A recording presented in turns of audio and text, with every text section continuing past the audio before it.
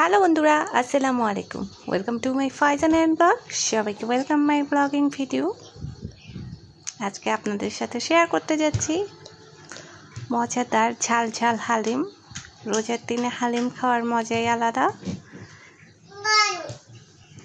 আর গরম গরম হালিম খেতে খুবই ভালো লাগে। আর সাথে রুটি দিয়ে হালিম খেতে তো খুবই মজা। তো আমি হাঁড়িতে সরিষার তেল ঢেলে দিলাম, কিছু পেঁয়াজ কুচি দিয়ে দিলাম। তো পেঁয়াজটা ভালো করে ভেজে নিব। আমি বেরেস্তা তৈরি করে নেব, তারপর বেরেস্তা অর্ধেকটা আমি তুলে রাখবো। আর এই তো রাঁধুনি হালিম মিক্স নিয়েছি, এটা দিয়ে রান্না করব। এটা হচ্ছে একটা ডালে, আর এটা হচ্ছে মশলার প্যাকেট। তো আমি ডালের প্যাকেটটা কেটে আমি এটা গরম পানি দিয়ে ভিজিয়ে রাখবো। এদিক দিয়ে চুলার মধ্যে পেঁয়াজটা আমি ভালো করে ভেজে নিচ্ছি।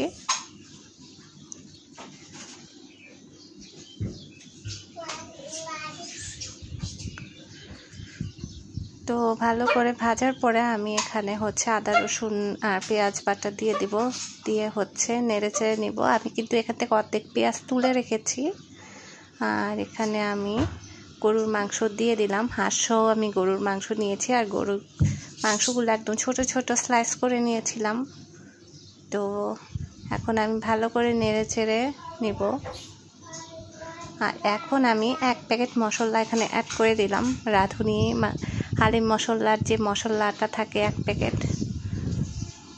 আর এদিকতে আমি এটা এখন ভিজায় রাখবো গরম পানি দিয়ে। সবগুলা ডাল নিয়ে নিলাম, একটা বাটিতে সুন্দর করে ভিজিয়ে রাখবো।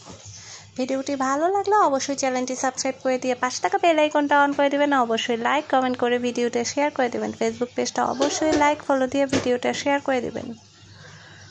তো আমার ছেলেও এসে টানাটানি করতেছে, বলতেছে আমি করব। যাই হোক, মা ছেলে হালিম রান্না করতেছে। আর মাংসটা খুব সুন্দর কষানো হয়ে গেছে। তো উপর থেকে ঝোলও উঠেছে কিছু, কিন্তু পানি দেই নেই, হালকা কষিয়ে ঢেকে রেখেছিলাম। এখন মাংস প্রায় সেদ্ধ হয়ে গেছে, একটু পানিও উঠে গেছে। তো এই পর্যায়ে আমি যে ডালটা ভিজায় রাখছিলাম ওই ডালটা এখন দিয়ে দিব, দিয়ে ভালো করে নেড়ে চেড়ে নিব।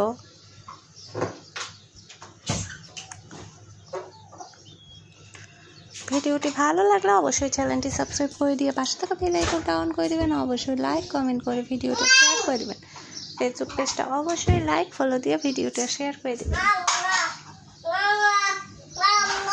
তো ভালো করে নেড়ে চেড়ে এখন আমি গরম পানি অ্যাড করে দিব। ডালটা যেন ভালো মতো ফুটে উঠে, আর কিছুক্ষণ পর পর নাড়া দিতে হবে। নাড়া দিলে হচ্ছে ভালো হবে, না হলে হচ্ছে নিচ দিয়ে লেগে যাবে, ডালটা পুড়ে যাওয়ার সম্ভাবনা থাকে। একটু পরপরই খুন্তি দিয়ে নাড়া দিতে হবে, নাড়ার মধ্যে থাকলেই ভালো। তো এই তো কিছুক্ষণ পর দেখতে পাচ্ছেন হয়ে গেছে আমার হালিম একদম। আমি কিন্তু এতক্ষণ নেড়ে ছেড়ে এটা জাল দিয়েছি। তো এখন চামচ দিয়ে দেখলাম একদম ঘনত্বটা পারফেক্টভাবে তৈরি হয়ে গেছে। মাশাআল্লাহ, মাংসগুলো একদম সুন্দর করে সেদ্ধ হয়েছে। তো আমি বাটিতে নিয়ে নিচ্ছি।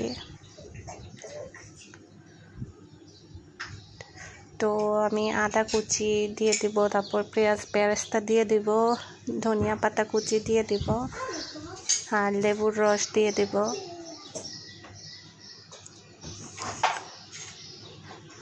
তো এই তো আরেক বাটিও রেডি করে নিলাম। এই তো